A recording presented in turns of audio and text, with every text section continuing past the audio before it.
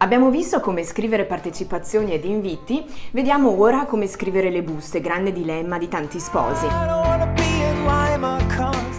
Prima cosa, affidate questo compito ad una persona che abbia una bella grafia.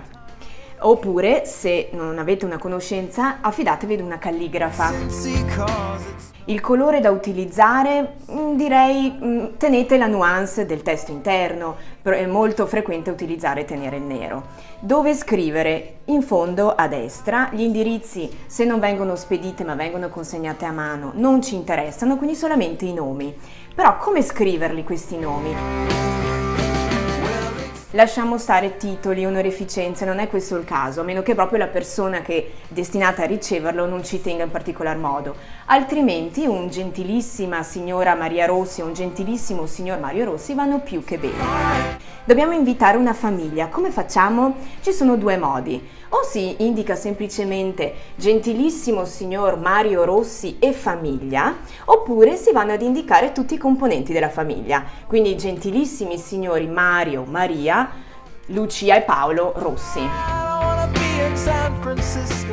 Nel caso in cui invece si volesse invitare una persona di cui proprio non si conosce, questa è una cosa molto frequente, non si conosce il nome della compagna o della moglie, non spaventatevi, indicate semplicemente gentilissimo signor Mario Rossi e signora. Quindi va più che bene. Attenzione che io ho sempre indicato signora e signor, ma potete anche ometterlo, potete non proprio indicarlo e rendere la cosa tutta molto più informale. Se non si vogliono, adesso qualcuno riderà di voi, ma se non si vogliono invitare i figli, soprattutto se sono abbastanza grandicelli, cosa si fa? Si devono indicare semplicemente i nomi dei coniugi. Se invece io indico e famiglia, per me vado ad inglobare tutti i componenti della famiglia. Quindi sarà semplicemente gentilissimi signori Mario e Maria Rossi. In quel caso i figli non sono